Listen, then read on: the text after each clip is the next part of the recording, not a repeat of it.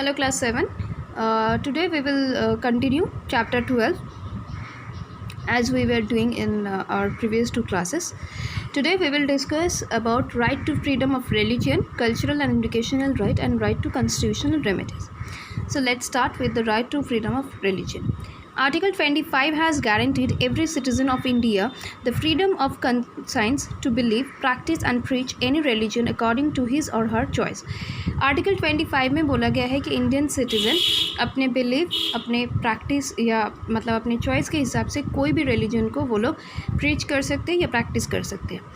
Article 26 has given the Indian citizens to the right to set up and maintain any religious institution. Article 26 में बोला गया है कि Indian citizens अपने right के मतलब उन लोगों को ये राइट दिया गया है कि वो लोग कोई भी रिलीजियस इंस्टीट्यूशन को सेटअप कर सकते हैं. Article 27 has declared that the government cannot collect tax from any religious institution. Article 27 में बोला गया है कि गवर्नमेंट कोई भी रिलीजियस इंस्टीट्यूशन से कोई भी टैक्स कलेक्ट नहीं कर सकते. Article 28 has stated that a government-aided school or college cannot impart any religious instruction. Article 28 में क्लियरली बोल दिया गया है कि गवर्नमेंट जो भी स्कूल या कॉलेज चलाते हैं वो स्कूल या कॉलेज या वो एजुकेशनल इंस्टीट्यूशन कोई भी रिलीजियस इंस्ट्रक्शन को फॉलो नहीं कर सकते. Cultural and educational right. Article 29 has guaranteed the minorities the right to maintain their distinct language, script and culture. India में जो माइनॉरिटी क्लासेस है उनके लिए आर्टिकल 29 में बोला गया है कि वो लोग अपना डिस्टिंक्ट लैंग्वेज, अपना स्क्रिप्ट, अपना कल्चर को मेंटेन कर सकते हैं freely. Article 30 has allowed the minorities to set up and administer their own educational institution. And Article 30 में उन लोगों को ये राइट दिया गया है कि वो लोग अपना सेल्फ एजुकेशनल इंस्टीट्यूशन सेटअप कर सकते हैं एंड उसको एडमिनिस्टर कर सकते हैं.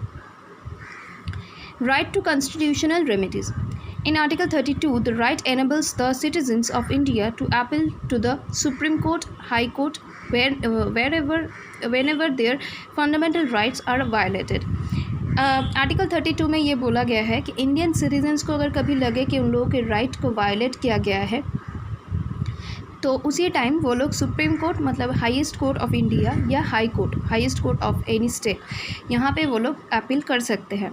The court issues writs like habeas corpus, mandamus, quo warranto, prohibition and certiorari in order to enforce the right. इसमें बोला गया है कि मतलब ये जो कोर्ट है, हाई कोर्ट या सुप्रीम कोर्ट, कुछ रिट्स है या कुछ राइट्स हैं जैसे हैबिस कॉर्पस है, मैंडेमस है, को वारंटो है, प्रोहिबिशन है एंड सर्टियोरेरी है.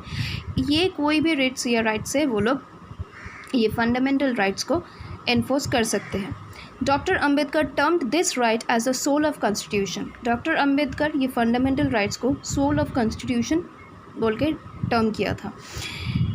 This right cannot be suspended except as provided by the Constitution.